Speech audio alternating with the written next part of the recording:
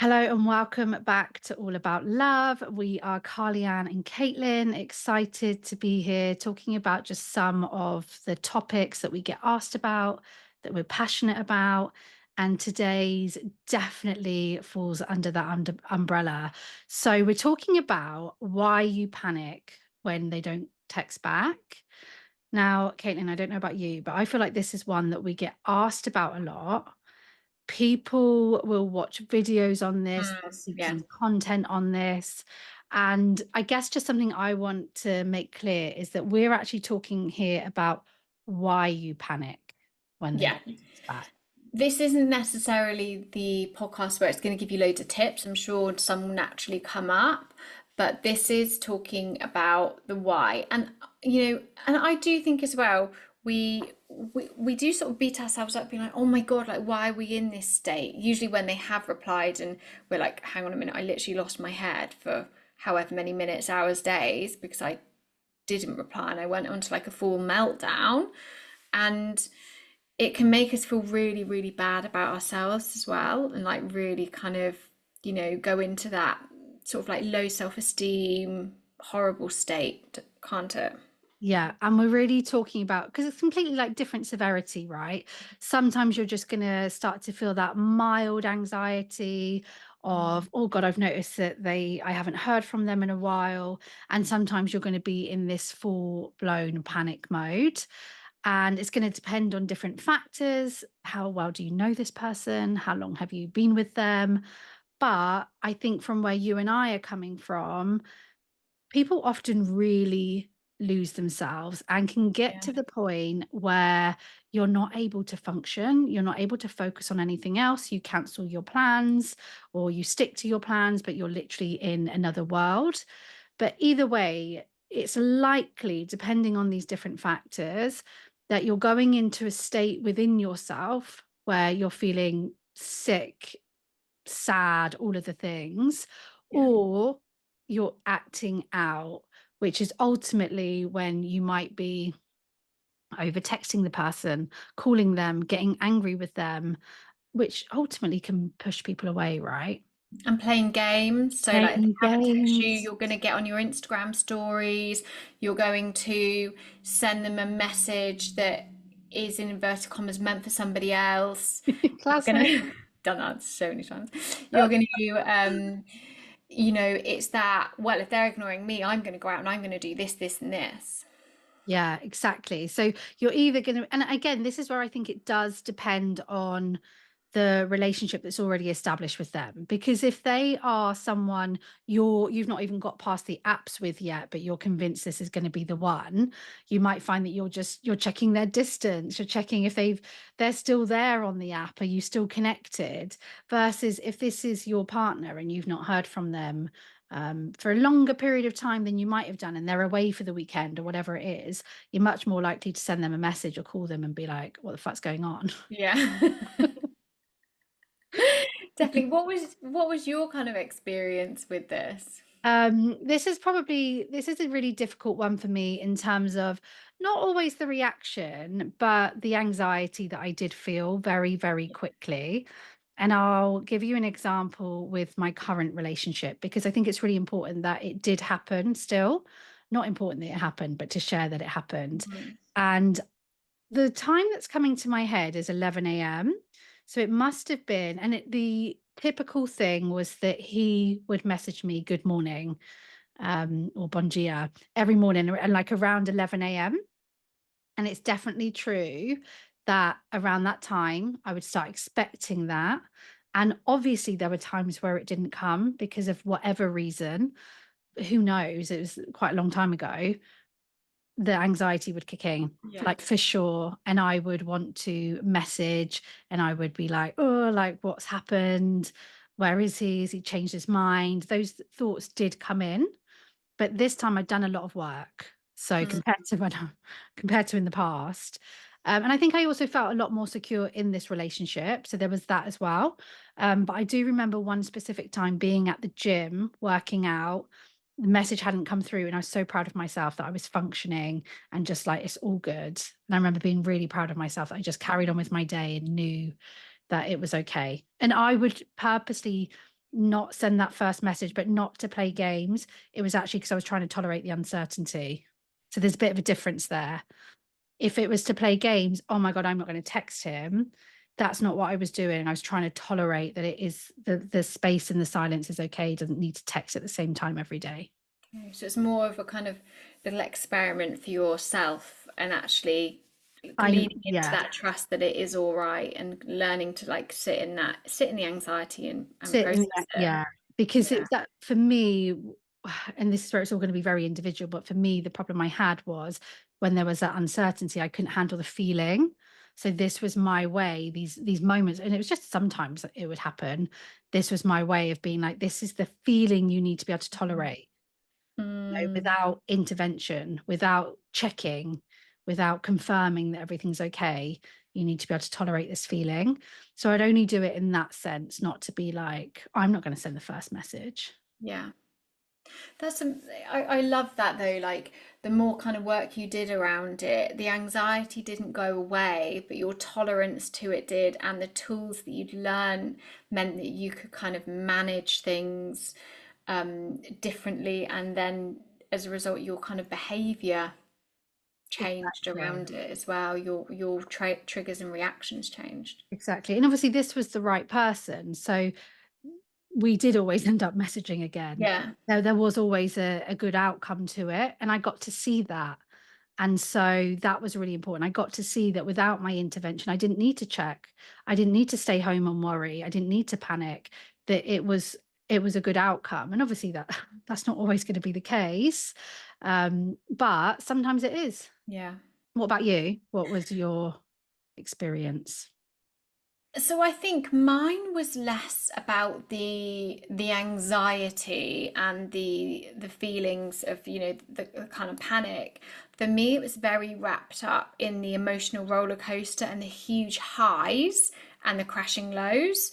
So the kind of, the panicking when I didn't get a text back, like my mind would normally go to, oh, I knew they're pulling away, this was going to happen, and things like that. But it would more be the kind of almost like the adrenaline roller coaster.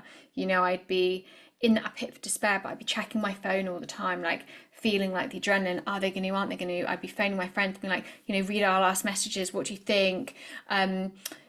Do you think he's going to message me, blah blah blah blah blah. And then if he did, it would be that like I'd be on top of the world. So it was more about that kind of real like dopamine hit almost. And again, because they were all quite short-lived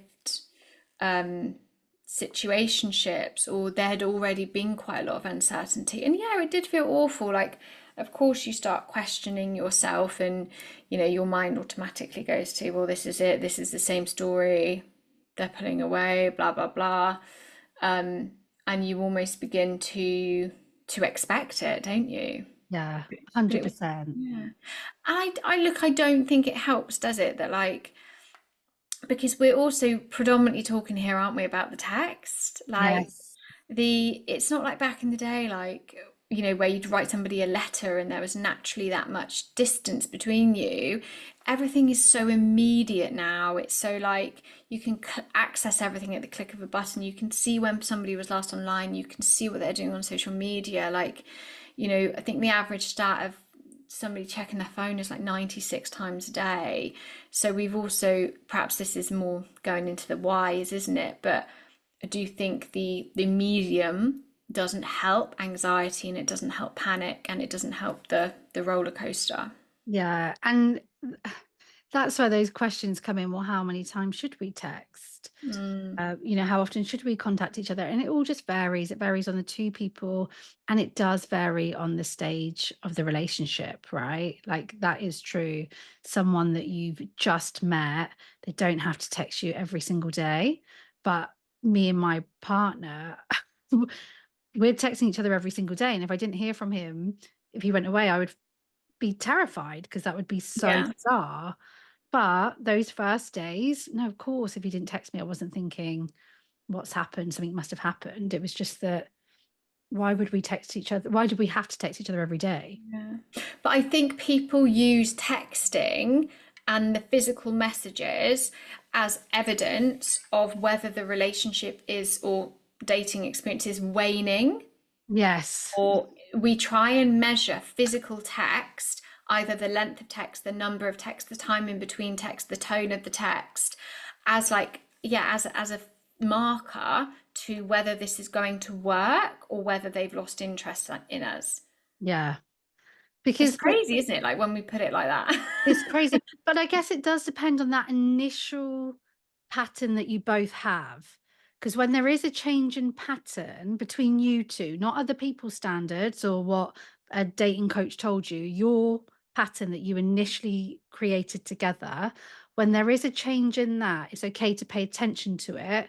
But I wouldn't say that the first time they take a couple of hours to text back, that's going to mean something. But if you do notice that it does start to reduce over time, like we're not stupid, we Yeah. know when it's changing. But I think it's just about one, not, oh God, these are tips. Okay, we'll go into the why. Yeah. It's one about like calling that out, noticing I that. totally agree. Yeah. Yeah, like rather than worrying about it, let's just see, is this in my mind? I did that once and it wasn't in my mind.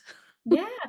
I don't, we're so, Anyway, there and then. honestly, we're so scared to be like, oh, no, I don't want to come across as needy or pushy or uncool. But if you've noticed them backing off, sending somebody a text saying, oh, out of curiosity, just sent something's changed a little bit, maybe you've stepped back, how many days or weeks is that going to save you and like your mental headspace? And also, if they are just busy, they're going to be like, oh my God, no, I'm so sorry you thought like that. Yeah, I do really like you. Do you want to go on a date? Or they're going to be like, no. Exactly. Okay, so Caitlin, tell us why. Why do we lose ourselves when someone isn't texting back? So I mean, I've already sort of mentioned the kind of medium, right? The fact that everything is there, and we now apparently get more dopamine hits a day than we are physically able to deal with. And because, now it's all instant, seeing that notification on our phone, having access to instant information. And I do think there is, regardless of like, attachment styles, self-esteem and stuff like that, there's something in the brain chemistry that means we get hooked on the texting, we get hooked on these dopamine hits.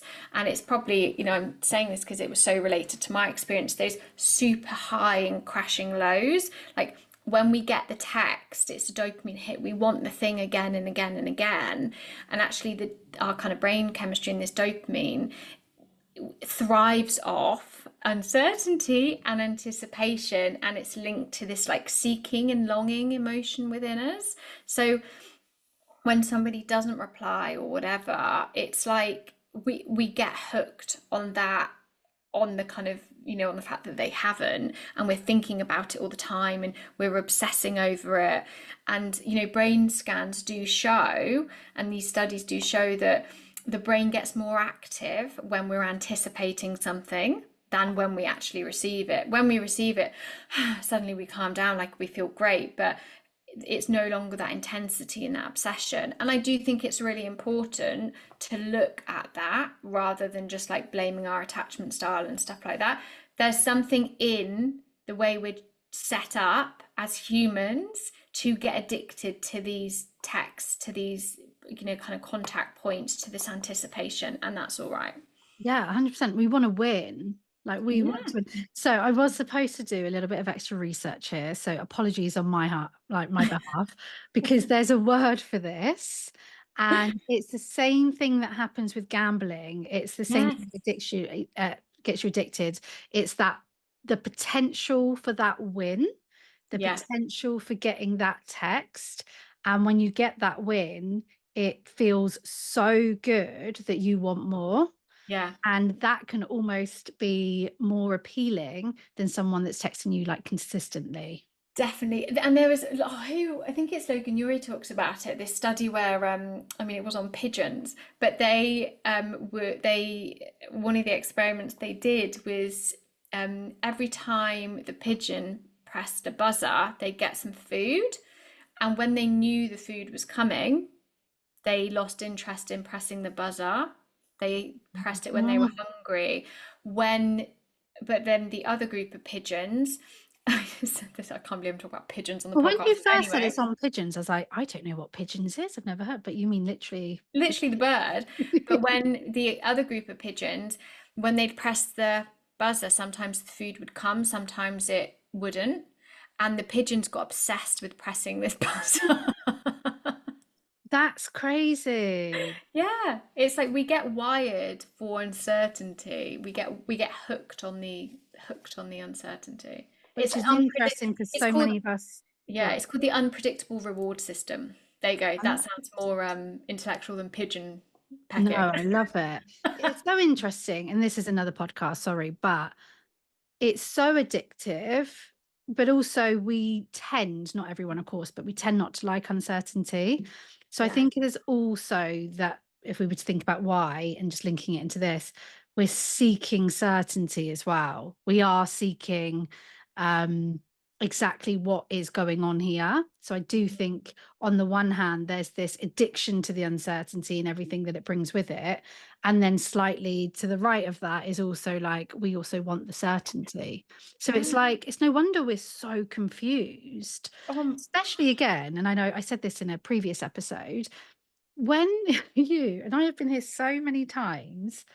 I remember actually, I'll share an example. I was dating someone, and this is one you and I talk about quite a lot that we don't name. And I wasn't sure how I felt about him at all. There was many mm, things that I was a bit like either just like icked out about, to be honest, like in terms of his behavior. When he pulled back, I remember my colleague saying, "It doesn't make any sense. You were literally saying you weren't sure about this person." When he pulled back, oh my God, I was in. I was all in. yeah, but it happens so much. Like it happens like the less, I mean, yeah, this is literally another podcast episode, isn't it? But like, yeah, as soon as somebody's like, no, I'm not that interested, you're like, oh, now I Yeah. am. And this is that again, going back to what you were saying, and it is relevant actually. Like it's going back to what you were saying about like it doesn't have to be about our attachment styles. Sometimes we want what we can't have. Yeah, And if they're not texting, we want that text. yeah, Like if you're yeah. not, I don't want you to text me later. I want you to text me now because I want it now. And Yeah, I'm bored. now you're more interesting and sexy because I can't have you. Yeah. And also I'm bored. It's Sunday. I'm bored. All my friends are with their partner. I want you to text me now. Yeah. And I don't care about tomorrow. It's now. Yeah, give it to me. It's a Um, yeah, it is. Yeah, I mean, I don't know if we're on a what another Yeah, why. guys, make of What that we're what you talking about. will. Yeah. Like that was meant to be one reason, but whatever's worked for you, you take what you need to take. Another reason maybe that we get really kind of hooked or obsessive or like panic when they don't text is that sometimes actually it is about the deeper reason. It is about the fact that, you know, when somebody pulls away, it brings up incredibly painful Mhm. wounds around rejection, abandonment, that we're going to be left, we're not going to be good enough. And because we don't know what's happening, we interpret that lack of reply as a potential rejection or abandonment. So we will go to the worst case Yeah. scenarios. But it's, that whole that not getting that text back isn't just about the text back. It takes us back to childhood, it takes us back to previous trauma, it takes us back to previous relationships where we have felt left, abandoned, all of those things. So sometimes, as Carly was saying earlier, like it can feel like we're not functioning. It Yeah. can feel like we can't move, we can't breathe, like all because somebody we're seeing hasn't texted us back. Like it's not about the text, it is about that kind of inner landscape, I'd say. Yeah. So please give yourself like so many hugs and so much love, and really tell yourself like you are safe, you are okay when this comes up. Yeah, because with this one, some of you listening are going to know, you like maybe you, I don't know, are in therapy, maybe you have explored this yourself, and you know that this is about rejection, abandonment wounds. And some of you won't know that yet. Some of you will just think that it is about this person, it is about this text. And hopefully, this is a moment where we can say, a lot of the time, these extreme reactions is because something is being triggered. And often you're going to know because, like you were just saying, it's extreme, it's very physical, it's out of proportion to the situation. Like you say, you don't even care about this person that much sometimes. And also just, what is coming up, because if it's my partner now compared to the early stages, if I do see a shift now, I would worry that, like, and I can worry too quickly about this, but like that harm's come to him, like something, my brain can still go to, well, something bad must have happened. And I think if you see that, usually it is that your expectations, your experiences with love, relationships, especially when you're apart, equals danger. Yeah. You're in that threat state. And so that's absolutely a reason why you might feel uncontrollable panic, because Mm. something from your past is being triggered. Yeah. It's not just like, oh, my I'm brain crazy. chemistry, That's or what yeah, like, we think oh, I want what crazy. I can't have. Sometimes this is no, this is linked back to unsafety. Unsafety, that's not literally not a word, is it? Well, do you know what though? With that, what I would say is it can be a mixture of all of those things as well. Of course. Like you've got the dopamine, you've got the wanting to win, you've got the rejection, all of that together is really, really difficult. Yeah, and the fact that we don't like uncertainty and we want to know if something's going to work. We want to know, there's so much natural uncertainty when it comes to dating. Like, we have to kind of move through that. I'd say the last why as well actually kind of combines all of them, doesn't it? But it's sometimes we can get into a point where when somebody doesn't text us back, we are left to basically fill in the blank. Yeah. We're left to impose a story on this blank digital space that we then make about us and our self-worth. So it's, they've not texted me back because I'm not good enough, because I said that weird thing, because they've met somebody better, because I knew this was going to happen. This always happens to me. And that's where a lot of the pain actually comes from, the pain and the panic and the self-loathing. It's not necessarily the text back, it's the story we're imposing on it that do really link to those kind of really negative, nasty beliefs we have about ourselves. And that again comes back to that self-esteem work and that belief work and that, you know, making sure that we are doing the work around that as well. So we are learning to kind of have the tools and the techniques not to go down that rabbit hole where we feel crushed, where we feel worthless because we haven't got a text. Yeah, exactly. And I think just knowing that, having that self-belief in yourself that you can cope, you can actually cope with this, but we lose like all perspective because of those meanings that we're attaching to it. And it's usually something personal, it's usually in some way about us that's negative. And if we can catch that and know what actually I bring to the table, one, know what I bring to the table, but also to know that this meaning I'm attaching, maybe I've got no evidence at this stage. What Mm. evidence do I really have? It might be that they've slept in or whatever. And I think that that's really, really key to get that other meanings, other perspectives, Yeah, and we are jumping to conclusions right here. making assumptions. We're making assumptions. And actually, one of the amazing things we've both been working on recently is creating a kind of program where you are going to look at evidence-based collection. We are going to look at how we can change our thought processes, change our mindset, change that kind of those stories and when our self-esteem does get rocked. So please, if that has resonated with you, especially that last one, go and check out the buy notes, because we're going to pop a description of Glow, which is our 5-week program that is designed to really build your self-esteem, get into that contentment stage, shut the inner critic up, all those things. And it is absolutely kind of paramount to doing any of this work around love and dating and relationships and, secure attachment and all of those things. So yeah, Um, if you're interested in that, check out the show notes. That's where it normally is, isn't it, Carly? Yeah, we'll put it all in the show notes. Everything that you need, whether you're someone where your thoughts are spiraling really quickly, or because you don't know what's going on, or because you know what, it's not in your mind and they're not texting back and you feel like you can't handle it. Both of those things, we need to be able to regain control of ourselves. And that's what we want to help you to do. So, yeah, Glow will be in the description. We'll put it there. But that is another episode of series 3. Thank you for being here. This is all about love, and we're going to be back here very soon. Please do rate, subscribe, and review, and all the usual stuff that we always forget to say at the end of each of these episodes. And we'll see you next week.